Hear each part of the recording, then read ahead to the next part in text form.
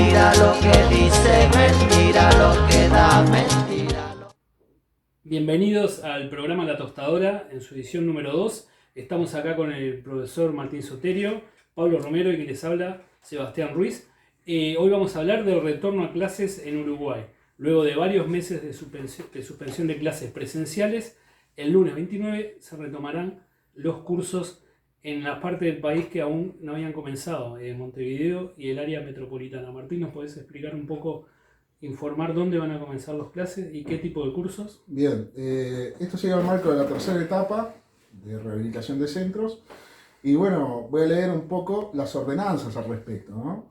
Dice así: tercera etapa, a partir del 29 de junio, se habilita en todo el país la reapertura de todos los demás centros de educación primaria, secundaria y técnica, tanto pública como privada.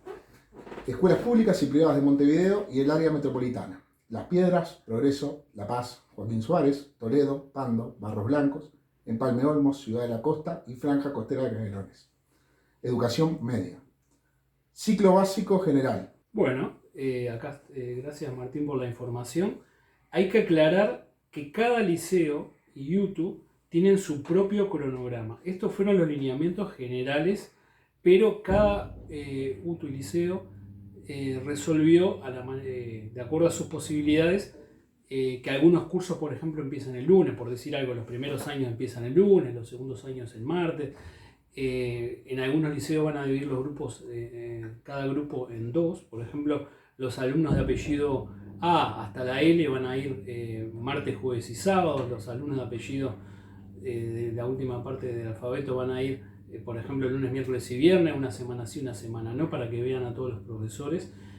Y bueno, y en algunos liceos o UTUS tal vez no empiecen esta semana. Algunos núcleos sindicales han informado que no están dadas las condiciones para empezar debido a falta de personal de limpieza o infraestructura del liceo y otros problemas. Es probable que en algún liceo UTU no empiecen las clases y bueno, se harán reuniones con los padres. Por eso es importante que ustedes consulten las redes sociales de cada liceo y UTU para saber exactamente cuándo comienzan el curso. Sí, no es menor esto que dice Sebastián, ¿no? No es cuestión de aventar, digamos, a todos los chiquilines a los centros masivamente, a excepción de los sextos que ya estaban asistiendo en el caso de secundaria, sino, bueno, cerciorarse bien el cronograma del centro respectivo al que asisten sus hijos, porque si no puede pasar que justamente vayan y no sea el día que les toque ir, no pueden ser recibidos, siempre por cuestiones sanitarias, ¿verdad? Bien, bueno, ¿usted ya empezó las clases, Pablo? Sí, ya arranqué porque uno de los cursos que tengo justamente es sexto año. ¿Y había muchos alumnos? Y en un curso que tengo 38 alumnos se hizo justamente esta subdivisión de grupos, así que tenía 19 en una semana, 19 la otra semana, y tuve en el primer subgrupo unos 12 alumnos y después en el otro había un poco más, quizás eran 15 o 16 o 19. O sea, en general la asistencia estuvo rondando el 70-80%. No se pasa falta. No es obligatorio la asistencia y yo creo que ahí tenemos también un gran desafío que es para mí lo medular en el debate cuando empezamos el regreso a las clases, que es la continuidad pedagógica, ¿no? Porque vamos a pasar de la virtualidad, ¿no?, a un sistema que no es de todo presencial, porque por ejemplo con el tema de que son 4 horas semanales, ¿no?, cuando las instituciones iniciales en sus horarios habituales son entre 5 y 6 horas, lo que hace que se achiquen la cantidad de profesores que estamos dentro de ese panorama de 4 horas. Por ejemplo, en mi caso, con los cursos de filosofía de 3 horas que tenían un sexto artístico, paso a tener 2 semanales y hay una hora que queda en el ámbito de lo virtual.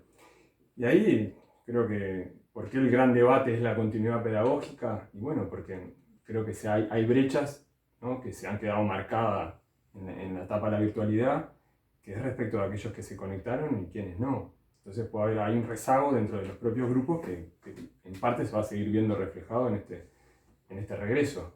Y ahí va a estar la tarea del docente. Bueno, va a tener tal vez subdividir de acuerdo a la materia, va a tener que dividir los grupos o trabajar en diferentes niveles, porque va a tener alumnos que hicieron, vamos a suponer, las 10 tareas que mandó y otros que nunca se habían conectado por los motivos que fuera y no tienen ninguna tarea hecha. Otro debate que ya está sucediendo en otros países es que va a pasar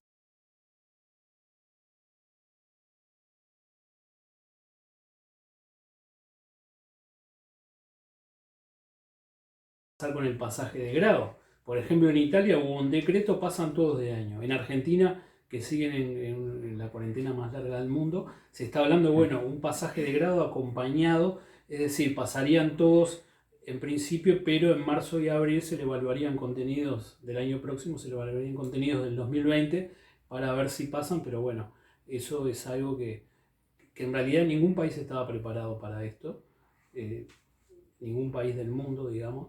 Entonces, bueno, las autoridades de todos los países están viendo a ver qué hacen. En España ha habido discusiones porque el gobierno quería pasarlos a todos. En algunas comunidades autónomas los sindicatos de maestros no querían pasarlos a todos. No es lo mismo tal vez pasarlos a todos en primer año de liceo UTU que en sexto de liceo, que van a la universidad. Es decir, un tema muy complejo.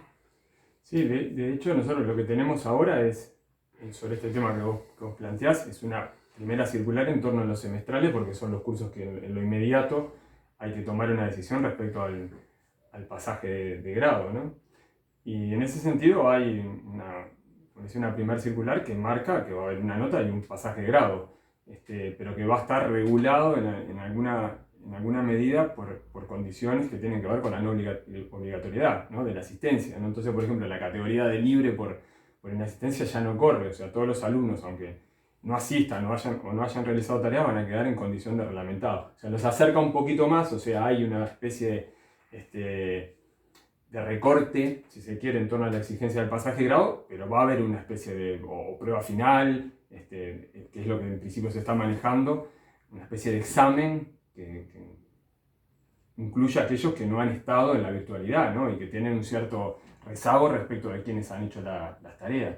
No sé ustedes cómo lo han vivido como docentes la cantidad de chicos conectados, ¿no? Porque ese es un panorama bastante sombrío en estas últimas semanas. Bueno, en mi caso particular, yo trabajo tanto en la educación pública como privada, ¿bien? En educación secundaria del CES como en educación técnica.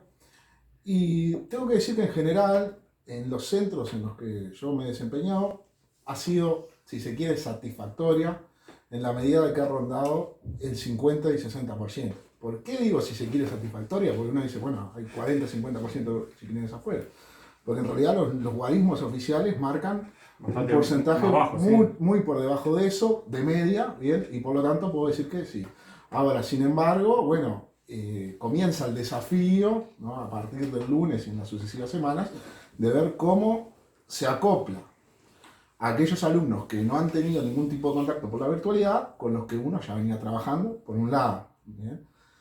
Cómo se les tiene en cuenta el trabajo realizado, ¿no? Porque en principio la idea era mantener el vínculo pedagógico, ¿no? Y no calificarlos. De hecho, hay una cuestión de en las primeras reuniones presentar juicios, ¿bien? Y no calificaciones numéricas, pero también está la parte ética, digamos, que de alguna manera hay que reconocer el trabajo de esos alumnos que venían trabajando. Entonces, habrá que ver cómo se maneja, cómo se congenian esas lógicas, ¿no? Y después hay que ver lo siguiente también, es que depende mucho del plan, porque no es lo mismo, hoy mencionaba Pablo, un plan semestral que ya están terminando el primer semestre, con un plan anual que con todo hay tiempo todavía para salvar ciertos contenidos fundamentales de cara al año que viene, ¿no? Un plan semestral, estamos hablando que en una semana, 2 semanas, ya está todo liquidado y hay que comenzar con el segundo semestre, aunque se ha tirado un poquito hacia adelante, no es tanto tampoco, no es suficiente. Entonces, ahí hay varias cuestiones que cada docente tendrá que tener en cuenta en virtud de las particularidades de su plan y también las particularidades del centro, ¿bien? Porque hay que tener en cuenta que hay una amplia autonomía, ¿bien? Que han permitido las autoridades a los centros, y los centros han aterrizado estas directivas de manera diferente, ¿bien? No solo en el ámbito sanitario, sino en el ámbito pedagógico, digamos. No sé, en eso creo que además es importante para mí referir a otro desafío que tiene que ver por nuestra parte, ¿no? Que es la construcción de la cultura digital en el ámbito docente. Creo que es ¿no? Esta situación nos arroja también a ese desafío, ¿no? Bueno, una de las consecuencias positivas de la pandemia a nivel mundial que se ha dicho es que cientos de miles de personas que no estaban familiarizados con las nuevas tecnologías, las videoconferencias, se tuvieron que volcar por necesidad, no solo estudiantes, sino también profesores. Había profesores que apenas manejaban el WhatsApp, no se interesaban por las nuevas tecnologías y ahora tuvieron que forzosamente dar clases por Zoom, familiarizarse con esta nueva virtualidad y bueno, y todos los bloopers que ha generado eso, porque hemos visto cada cosa en internet estos días, pero bueno, es algo para lo que el mundo no estaba preparado y bueno, pero eso... Que Uruguay igual lo encontró bastante bien, ¿no? O sea, por la plataforma que teníamos instalada, ¿no? O sea, el tema de que la existencia del Plan Ceibal, ¿no? Los 15 años de que el Plan Ceibal estaba en funcionamiento, nos encontró bien, pero en el sentido de tener la herramienta. Pero a nivel del impacto pedagógico de la conexión también ha demostrado falencias, ¿no? O sea, mismos números de Ceibal. Sí, de la formación de los profesores, del acceso en definitiva a realizar tareas a la plataforma de un lugar más pedagógico, ¿no? Hay países como Perú que tienen mucho menos infraestructura y acceso a internet, que tienen mucho más conexión que los alumnos uruguayos. También va a haber que trabajar la motivación, porque hubo gente que tenía internet en su casa, tenía un buen celular o una computadora y tampoco se conectó. A mí un alumno adulto del auto me decía, profe, no sé qué me pasa, pero estoy tan bajoneado, miro las tareas que me manda, pero no sé, no me sale a hacerlas. No sé, y yo le digo, bueno, normal, estarás medio bajoneado, ya mucha gente no hay bares abiertos, no hay cine, es decir, la gente no sale y eso también afecta. La parte psicológica hay que trabajarla también, hay que apoyar a los estudiantes de la edad que sea en esa vuelta a clases, porque es un factor muy importante. Más que los contenidos mismos de cada asignatura, hay que trabajar esa nueva normalidad que tal vez, capaz que en un mes estamos otra vez suspendiendo las clases por el tema que el invierno está recién entrando en Uruguay. O sea que es muy complejo y hay que tratarlo de diferentes puntos de vista. Y en algunas materias como matemáticas no es lo mismo que en historia. Ya unos profesores están hablando que no es lo mismo dar una clase de historia por Zoom. Yo, por ejemplo, soy profesor de historia. Si este año no me dan los tiempos, no doy Roma, bueno, lo puedo retomar el año que viene. Pero un profesor de matemáticas no puede explicar de la misma manera los ejercicios a 30 alumnos de una clase, porque no todos les van a seguir y es mucho más compleja su tarea. Y los problemas que pueden traer para los próximos años, dada la continuidad del tipo de ejercicio que hacen, es mucho más compleja en esas asignaturas. No, y hay situaciones que escapan para mí a las cuestiones además meramente materiales o económicas, como decir, tengo una conexión, hay un celular, hay una computadora disponible en mi casa, que tiene que ver con aspectos culturales, ¿no? La organización del trabajo intelectual es un aspecto clave, a veces tener una mesa en un hogar, que se respete además los horarios, de que hayan adultos mediando en la tarea escolar, es fundamental y eso muchas veces estaba ausente en los hogares.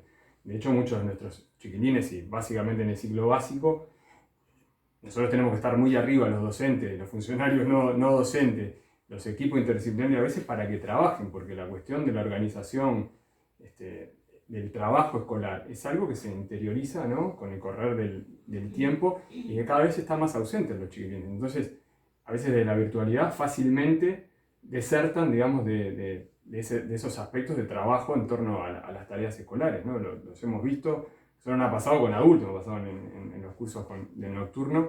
Cuando profundizamos un poquito más en el envío de las tareas, había una mayor también deserción, ¿no?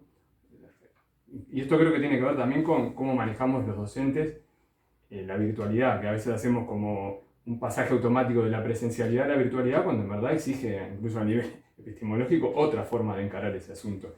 Y ahí tenemos mucho para aprender. Por eso yo decía que es también una oportunidad, a pesar de esta situación de crisis, de construirnos desde una cultura digital, porque también creo que el sistema es una posibilidad de ir hacia una forma de sistema híbrido, ¿no? Que combine estos dos elementos, y de hecho con esto de la no obligatoriedad vamos a estar un tiempo en un sistema híbrido, dando algunas clases presenciales y otras virtuales. Claro, en la línea de lo que plantea Pablo, ¿no? Hay que ver que la virtualidad requiere una autonomía que no necesariamente, y por lo general, no tiene el alumno. Muchos de nosotros hemos hecho cursos semipresenciales o totalmente virtuales, pero como adultos que ya están en una carrera terciaria, universitaria, un posgrado, lo que sea, uno lo maneja de otra manera, maneja sus tiempos, bien, sabe que bueno, que de repente tiene que dedicar 2, 3 horas por día a esa lectura, se sienta, las dedica, realiza la tarea que tiene que hacer de lectura y terminó por ahí la cosa, bien, y luego hay que rendir el parcial, pero se maneja de manera autónoma. Ahora hay que ver que el alumnado menor de edad está compitiendo contra un montón de distractores, como pueden ser Facebook, YouTube, Instagram, WhatsApp, ¿bien? Mientras nosotros estamos intentando, ¿bien? Dar la clase por la vía digital. Además, competimos contra cosas que serían imposibles en la presencialidad, como por ejemplo, no sé, la siesta. ¿Bien? ¿A quién no le ha pasado que de repente está en una sesión de Zoom y pregunta por fulanito o menganita que se había conectado, pero apagó la cámara, apagó el micrófono y de repente se fue a dormir a la siesta? ¿Bien? Y vos preguntabas, no te contesto, porque no está. ¿Bien? Entonces, esas cuestiones no suceden en la presencialidad. No se van a dar jamás, porque el alumno no se está dormido. Obviamente, pueden cansado, le decir, anda a lavarte la cara, pero lo manejan de otra manera. En el campo de la virtualidad, bien, el alumno está muchas veces solo en la casa, sin un padre o una madre que pueda estar ahí detrás de él para indicarle, para ayudarlo, para auxiliarlo, y a su entera responsabilidad. Y tenemos que pensar que a veces son chiquilines de 12, 13 años, que bueno, que no han desarrollado eso, no han cultivado eso. Y por lo tanto es otra dificultad extra que se agrega, ¿no? A todo este combo. Y también que muchos tienen que cuidar a sus hermanos. Claro. Algunos padres me han planteado, profe, tenemos un celular solo y yo tengo 5 hijos y cada hora de Zoom es 1 giga. Y en muchos barrios no es muy popular tener el router de Antel, una cuota fija, sino que la gente tiene sus celulares y los planes en Uruguay son bastante caros. En otros países uno paga, yo qué sé, 500 pesos, más o menos unos 10, 12 dólares y tenés 20, 30 gigas. Acá en Uruguay, para vos tener 20 gigas de saldo de datos, eso te cuesta más o menos, depende de la compañía, entre 1.000 y 1.500 pesos o hasta más. Es decir, que eso fue un problema también. El coste de la hora de Zoom, que a algunos profesores también le pasó. No todos los profesores tienen conexión a internet. Y por suerte, para algunos que tenían un plan en convenio con Antel y los funcionarios de la educación, nos dieron 50 gigas hasta julio. Pero hay profesores que tienen Movistar, que tienen otras compañías y no se vieron beneficiados. Es decir, todo un problema también el económico. Claro, además pensemos que también en ese plano no se puede apelar a la infraestructura igual como si estuvieran los centros abiertos, ¿no? Donde el alumno podía ir al centro y en todo caso las tareas ahí. Pero ahora, ¿qué se le va a pedir al alumno que en pleno junio esté parado en la puerta del centro tratando de... O algunas placitas, un alumno que iba Claro. a una plaza a conectarse y unos días no estuvo presente en alguna de las instancias de Zoom porque el tiempo estaba mal, Pero estaba feo. claro, imaginemos la No semana podía ir a la pasada, plaza a ¿no? conectarse. ¿No? La semana pasada, toda la semana lloviendo, ¿no? ¿Y qué va a ir un chico o una chica de 12 o 13 años a conectarse ahí bajo lluvia?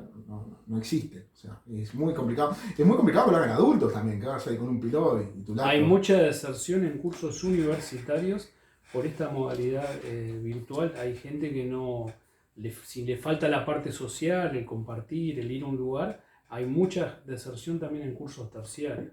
Pero ¿qué consejo le podemos dar a esos gurís, a los padres, que bueno, para que el retorno sea positivo? ¿Qué consejo le podemos dar?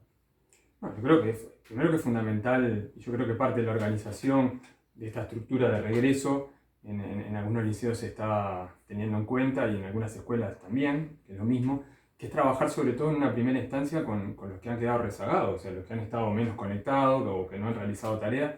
Es fundamental desde ahí intentar poner a tiro para que las brechas de desigualdad no se sigan ampliando, ¿no? Yo creo que algo de lo que ha dejado al descubierto estos 3 meses de suspensión de las clases presenciales es las brechas que hay claras, porque cuando uno va a ver los porcentajes de conexión varían enormemente entre, ¿no?, los quintiles más bajos, los quintiles socioeconómicos más bajos y los más altos, ¿no?, donde la conexión ha sido de 6 o 7 cada 10 y baja a un 20%, un 25% en los quintiles 1 y 2.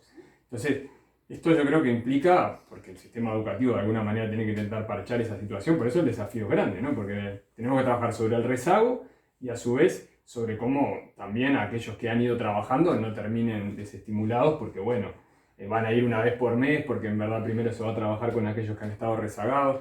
Entonces tenemos un desafío importante. Es fundamental que el consejo es ese, que los padres tienen que estar, las familias que es fundamental estar arriba y los docentes trabajar fuertemente con los equipos que sobre todo se conectan con los territorios, ¿no? O sea, que están en contacto permanente con las familias. ese trabajo previo se está haciendo en muchos liceos y yo creo que eso es lo fundamental, ¿no? Una aclaración, porque acaba de decir que algunos quisieron trabajar varios una vez por mes. Eso puede pasar en algún centro, pero en principio van a ir igual. Claro, pero Eso con la depende de cada subdivisión, a vos lo que te pasa es que, por ejemplo, yo en filosofía, aún subdividiendo voy a tener, porque el régimen de mi materia es así, por la cantidad de horas, los veo 2 veces al mes. En algunos liceos va a pasar, no que los chiquilines no van a ir todos los días al liceo, ¿no? Claro. Algunos van una semana y otros no, porque algunos liceos se han estructurado O un día así. sí, un día no. Exacto. Hay otros que van un día sí, un día no, y hay otros que van una semana sí, otra semana no, por lo cual van 2 semanas al mes. Digo que te puede pasar en una materia que vos veas a un chico una vez al mes o 2 veces al mes como máximo. Claro. Digo, y ahí es todo un desafío porque tenemos un tiempo muy limitado para trabajar sobre el rezago y para eventualmente poder avanzar un poquito también con aquellos que ya han trabajado la virtualidad fuertemente, ¿no? Y también va a haber profesores que no van a estar presentes porque están exonerados de ir, profesores que han tenido problemas de salud vinculados a problemas respiratorios, Inmunológicos, cierta edad también. más de 60 años. Entonces muchos profesores fueron habilitados para dar clases de manera virtual, Teletrabajo. pero ahí volvemos al mismo problema. Hay alumnos que no tienen ¿quién se conexión, conecta, no quién tienen no? saldo de datos y seguimos y va a permanecer el problema. Igualmente ahí, en ese caso, al estar el centro abierto, se puede subsanar de otra manera, ¿no? El alumno podría conectarse desde el centro, Claro. eventualmente ya sería otra cuestión. Mi consejo, bien, para el caso es que no se dejen guiar por el miedo a la pandemia. Es decir, tanto a nivel público como privado, bien, los centros han llevado de manera muy profesional el diseño de protocolos propios para los centros, es decir, se lo han tomado muy en serio, bien, sobre todo los cuadros de administración, inscripción, etcétera, etcétera. Y me consta, por lo menos en Los en funcionarios del centros que servicio han trabajé, hecho un gran trabajo. los funcionarios de servicio también han hecho un gran trabajo y lo van a seguir haciendo, bien, porque son un pilar en este caso. Y por tanto, no teman, bien, a que mañana vuelve el alumno y va a haber un pico de contagio. Puede suceder, nadie tiene la bola de cristal, pero en principio tenemos que tener en cuenta que nuestro sistema es fundamentalmente presencial, los cuadros docentes estamos formados para enseñar la presencialidad, obtenemos a las claras mejores resultados de la presencialidad, tanto en la enseñanza como en el aprendizaje de los alumnos, y por tanto mi consejo sería ese de vuelta, ¿no? En la medida de lo posible, yo entiendo los temores que pueden tener, salvo casos de enfermedades que complejizan la situación, traten de enviar a los chicos a clase. Sí, las primeras cifras han sido buenas, digamos, lo que estábamos hablando del regreso de los sextos años, por lo menos la experiencia que yo tenía en esta semana, hemos rondado eso, el 80%, yo creo, y siendo las primeras semanas, yo creo que esto va a ir aumentando, así que bueno, lo estamos esperando para continuar con nuestra labor. Bueno, le deseamos un buen retorno a clase, a los alumnos, a todos los colegas también. Y bueno, habrá que adaptarse a estos tiempos, una pandemia mundial, algo para lo que nadie estaba preparado, bueno, pero esperemos que todo termine bien. Bueno, muchas gracias por ver el programa número 2 de La Tostadora. Denle like si les gustó el video, difundan por sus redes sociales.